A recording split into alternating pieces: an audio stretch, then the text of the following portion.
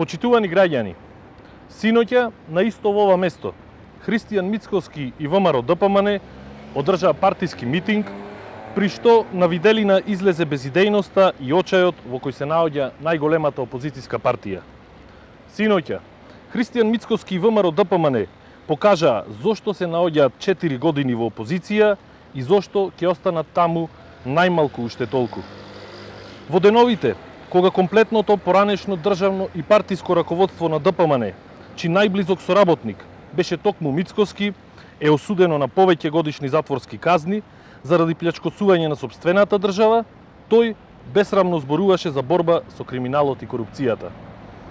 Марионетата на унгарскиот бегалец вети изградба на автопатот од Велес до Меджитлија во моменти кога во полн ек е изградбата на експресниот пат Градско Прилеп и кога владата на СДСМ веќе го најави автопатското решение од Прилеп до Битола. Мицкоски зборуваше за изградба на булевари, а на само 10 метра од него се наоѓа еден од најубавите и најсовремени булевари во нашата држава, реконструиран за време на актуелната локална власт, предводена од Социјалдемократскиот сојуз на Македонија.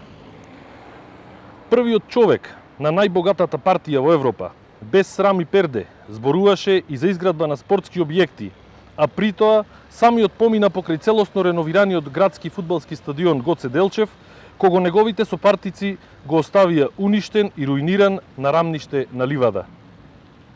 Почитувани, жална и губитничка беше синоќешната атмосфера на овој плоштад. Бидејќи кога лидерот на една партија не го знае името и презимето на човекот кого дошол да го премовира како свој кандидат за градоначалник на Прилеп, во најмала рака значи негово понижување и девалвирање.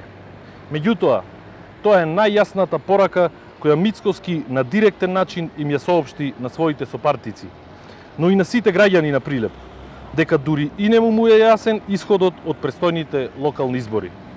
Дека на октомвриските избори СДСМ ќе извојува уште една победа, дека локалната власт во Прилеп и во следните 4 години останува во рацете на СДСМ и коалицијските партнери, бидејќи СДСМ е најдоброто за нашата општина.